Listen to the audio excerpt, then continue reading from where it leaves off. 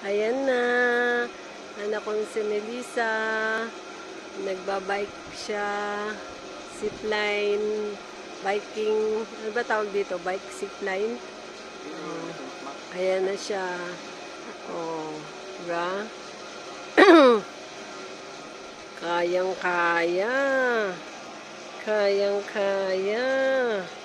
Wow, ang galing. Kayang-kaya niya. Hoy! Ang galing mo ah. Ang galing mo ah. Oh. Oh. Oh. Ayan. Galing ah. Ang galing ah. Ayos ah.